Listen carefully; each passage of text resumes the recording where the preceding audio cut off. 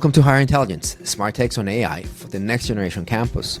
I'm JC Bonilla, EdTech executive, data scientist, educator. Each week we cut through the noise and decode what really matters for your institutions. This means AI explained for higher ed. This week, there's two stories that landed like they belong in the same conversation. But do they? OpenAI shipped the most capable visual AI tool ever built. At the same time, Google's CEO walked onto the stage and told the world that 3/4 of his company's new code is now written by machines, AI agents. So, one story is about what AI can see. The other story is about what AI can do. Together, there's a signal about where the workforce is heading, and we've been talking about that, whether it's your campus, whether it's for your students, whether it's for institutions, and how you're preparing about this. So today I'm going to go into those two stories, but then I'm also going to go into a brief because the stories raise an obvious question.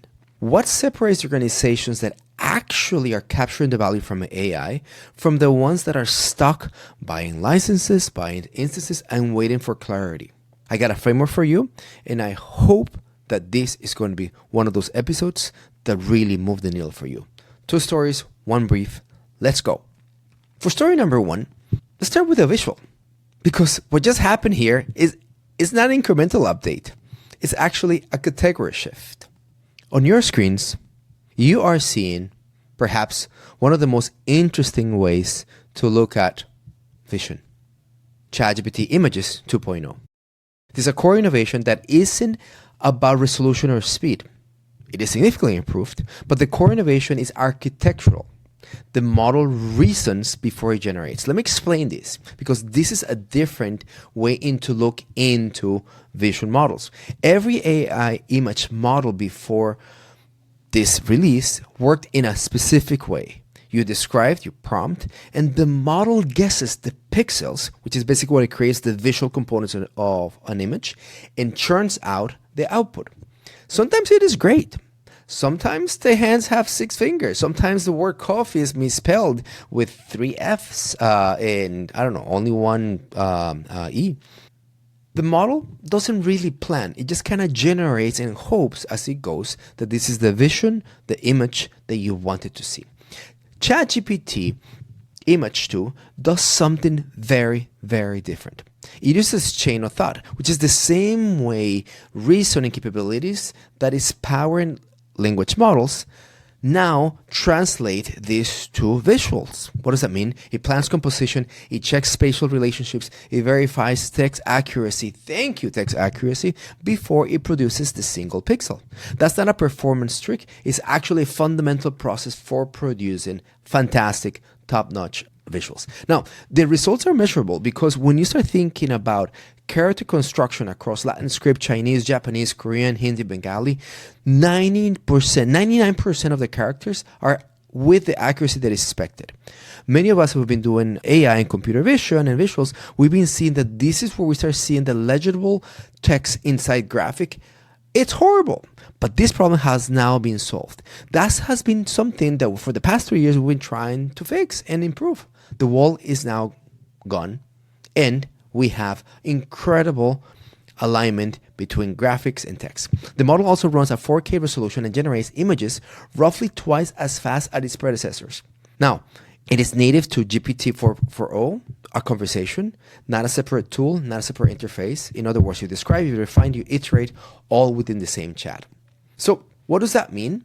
For higher education, for institutions, your marketing departments, communications offices, instructional designers, there's a tool now that requires no professional designer, no dedicated creative workflow that can handle with a single conversation by someone with zero design background, the output that professionalizes the message you wanted to do. The cost of good visuals content really has dropped to zero.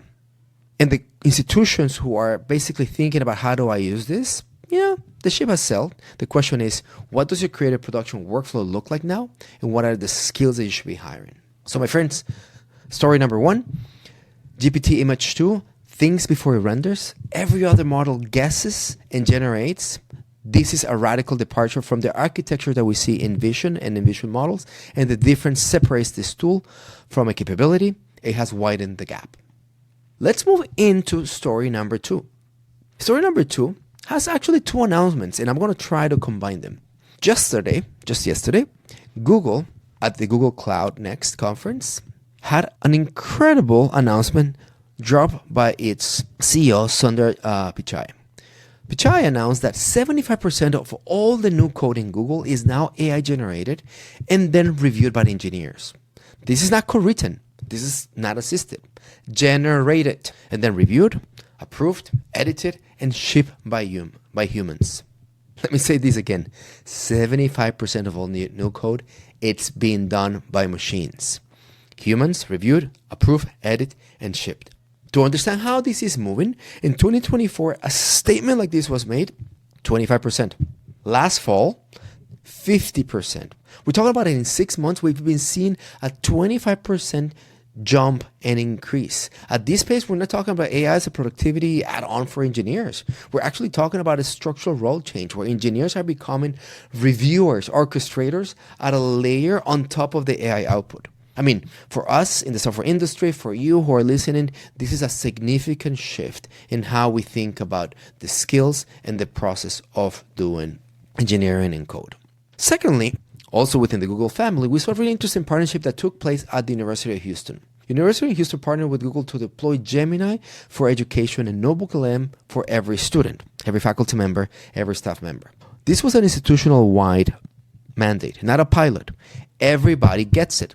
With a specific data sovereignty guarantee, like the research and intellectual property, the student data never leaves the university ecosystem and never is used to train AI models. We're talking about 140 faculty researchers, 14 different colleges, $70 million in active research, more than 140 AI courses and programs coming, every student having access to the top line Gemini 3.0 models, about 100 runs, unlimited Gemini 2.5. I mean, this is a university that is saying, hello, I am here to say that every graduate of my institution has the AI proficiency on day one of their careers. So what does that mean? And why is this important and how these two stories are related? Google, the most important software company in the world, just told us the engineering workflow is going to start looking different, right? AI generates and the human reviews and orchestrates. That is a job description that did not exist 3 years ago. And now today also, we're here at the University of Houston, just decided and just rolled out that they will produce the graduates who know how to do that job. You see how the two stories come together? And that's what institutional commitment to AI looks like. Not a task force, not a policy, not a committee, a decision or deployment or a guaranteed. The institution competing for the best students in 2028 are looking at the University of Houston move as a baseline, not an example. So Google's engineers are now reviewing and doing orchestration. The University of Houston just committed to producing graduates who know exactly what that means. And campuses around the world, institutions around the world have not made that progress and that decision in many places. Yet, the workforce is changing upon us. This is why I want to switch from these two stories to an actual brief, a mini lecture of sort, in which I like to give the perspective that what I've been seeing in my travels, my conversations, and this evolution that we're carrying through AI. The two stories, there's one thread in them, right? These tools are getting better, obviously, faster, more accessible. But the gap between what AI can do and what more institutions are actually achieving, that gap is becoming wider. In other words, what we start seeing is that where the technology is at and where the practice is at, that delta, it's gigantic and growing day by day. So the technology is not the problem, the organizations are, but it's specifically the design within the organizations. So today's brief is all about that. And I want to leave you with somewhat of a framework, understanding the difference between the organizations that are capturing real value from AI, because some of them are, to the ones that are stuck in this idea of a pilot purgatory. POCs, task forces, AI on institution, on campuses, on teams, and going nowhere. Are you ready for it? Okay, let's give you a framework thinking about what is happening really here, because most of the discourse around AI and enterprise, specifically in higher education, the sector that I operate in, it's either too optimistic or too vague, but nothing fantastic. Perhaps, whether you're in higher education or not, this is the same story that your organization and your team is actually saying today. The data tells us that it's actually very specific, and the pattern that separates winners from laggers is not about technology. As I told you, it's about organizational design. Okay? So, concept number 1, the divide that is already forming. We're starting to see the rise of individual AI versus institutional AI. Specifically, as individuals are sophisticated and growing, we see them ahead of the curve. You may have them at this lonely AI user, knows how to prompt. She maybe has access to his own personal ChatGPT account, or you may even be paying for it. Faster prompts, generic models.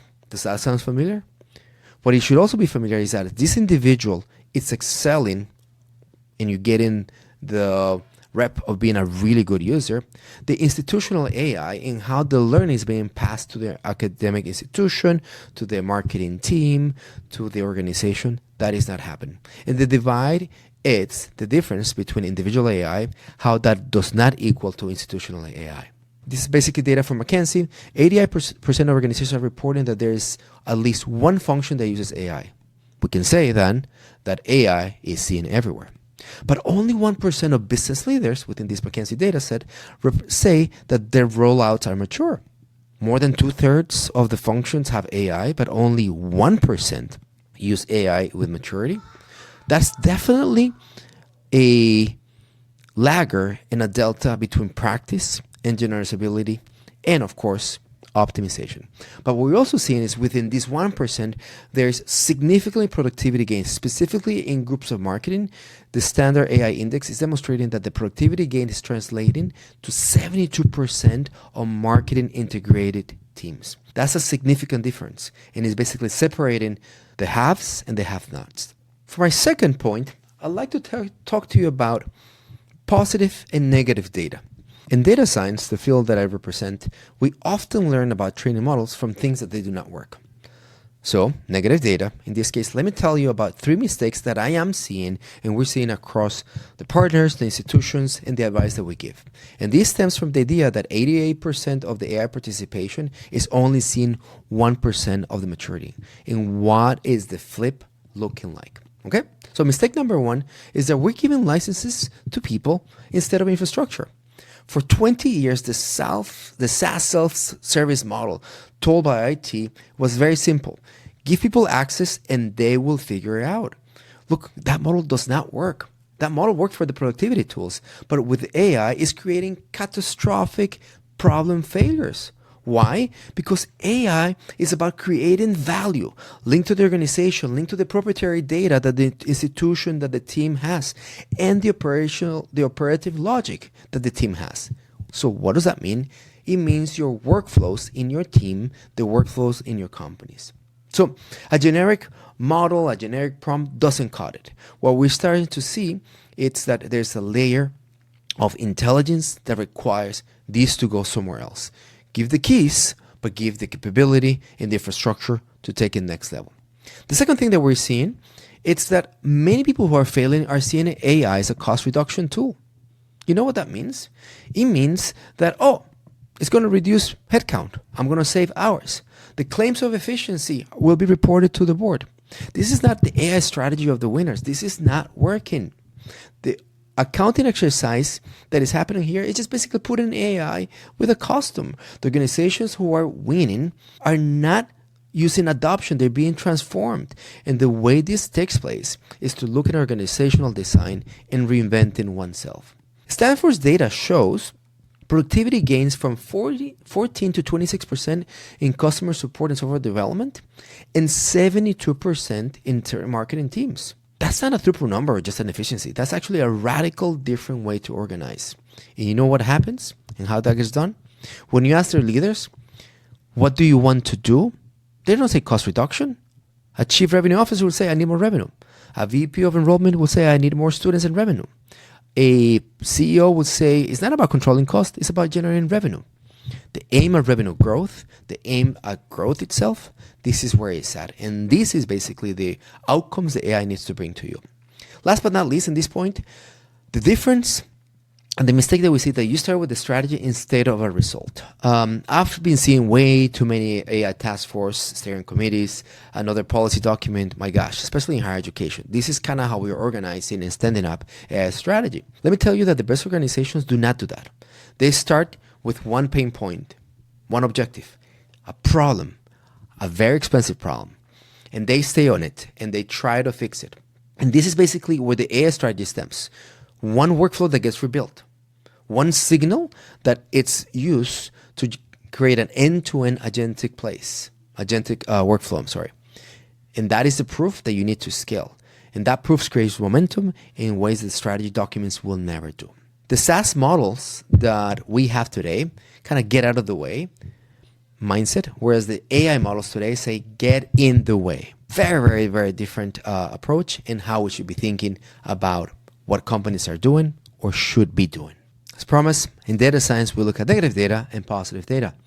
What leaders are really doing and how they're raising the floor for the entire organization, not the ceiling for the top 20%. What does that mean? Here are the AI tools for you. The top 10% of the most sophisticated AI forward individuals. That's a playbook that does not raise the organizational capability. What we know is that institutional systems, the AI forward institutions, are raising the floor for the middle 90%, for the 90% in the middle. Best companies make their best experienced employees capables, but they do bring the floor. There's three examples that I actually want to ramp up here. Discuss here. There's three examples I want to discuss here.